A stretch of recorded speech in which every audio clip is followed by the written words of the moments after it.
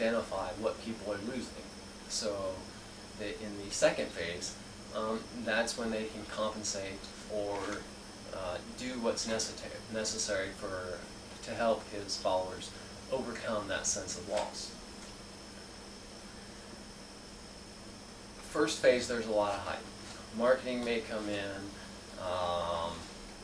There may be excitement about something new or a new toy that's going to be gotten, or something new that has to be learned, or a new product that's come out. But when that subsides, that's when you enter into the neutral zone. That's when you have to start doing work.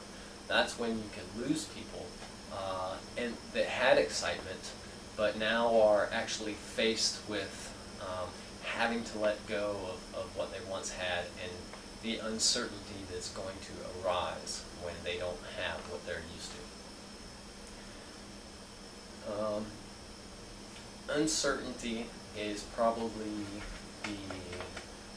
the fear of uncertainty is the #1 hindrance to most organizations as they go through transitions.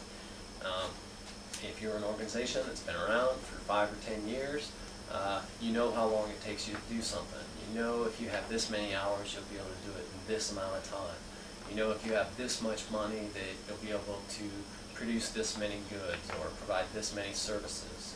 Or if you put this much money into research, you'll get this many new product ideas. When you go through organizational change or a transition, then you're left with a lot of uncertainties. This may be the first time that you're doing a lot of things. You may have people, a lot of people, that are not real comfortable with doing what they're doing. And so people give estimates. You know, they may give good estimates that are hopeful. They may give what they would like to do versus what they can do.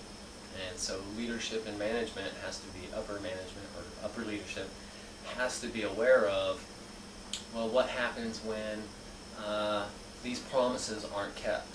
What happens when these uncertainties that were predicted end up being unpredictable and end up having outcomes or consequences that weren't counted on? So it's important for leadership to be prepared for that and to have a plan in place to deal with those uncertainties.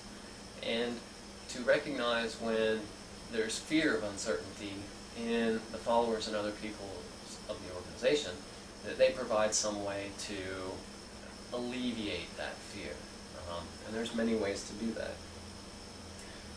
One of the ways to alleviate the fears of uncertainty and to kind of bring back a solidarity to the organization that may be fractured because of this transition is to improve the intragroup relationships among the coworkers.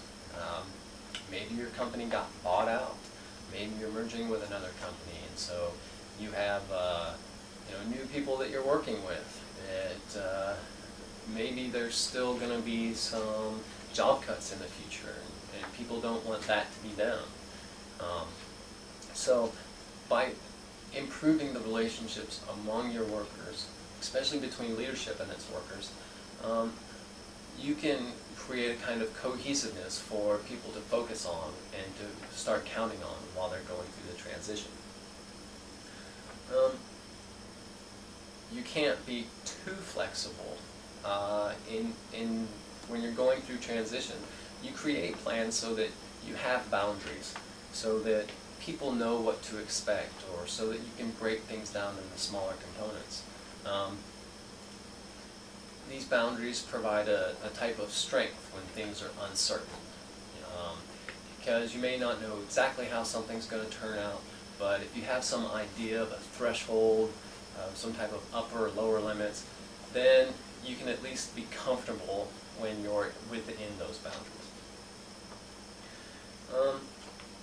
This is a good opportunity too, when you're dealing with a lot of uncertainties, and you're wanting to create cohesiveness among the people in your organization, to allow people to be creative and innovative to try to solve some of these new problems that has arisen. Giving them that's a good way to give power or access back to people that have maybe lost it and feel that they're powerless at work. It's a good way for people who are empowered to feel connected with the rest of the organization, to learn more about the transition that the organization is actually going through. Because by solving problems, you have to know more about it. So if you share these uncertainties that arise with others, you educate them so that they have the resources and tools that are needed to tackle this uncertainty or problems that may arise, then they'll feel more like they're part of the team, that they have something to contribute to, and they'll focus on that and what they can do instead of constantly focusing on the fear of the unknown and of what they've lost, because they quickly start to see what there is to gain.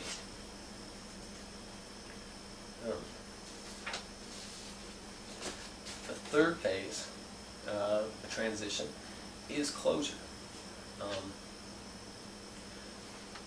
And it's also important to realize that when you're closing a transition, that it doesn't stop there. The end is a new beginning. And transitions aren't a linear step-by-step progress that your organization and that everybody's going to go through. People are going to go through phases at different time periods, and people are going to be ready to quickly let go, and some people are not going to be ready to quickly let go.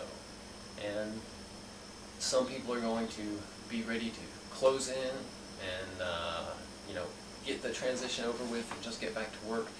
And some people are going to linger and just really hesitate to let go and close, find some type of closure to the transition.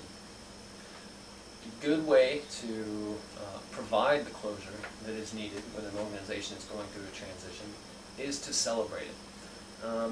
It's a public acknowledgement of what the organization has done. It's a way to reinforce positively the behavior changes that have took place within an organization. And it's just an overall way for your top leadership to show the appreciation for a lot of the people that do the hard and dirty work of whatever an organization is set out to do.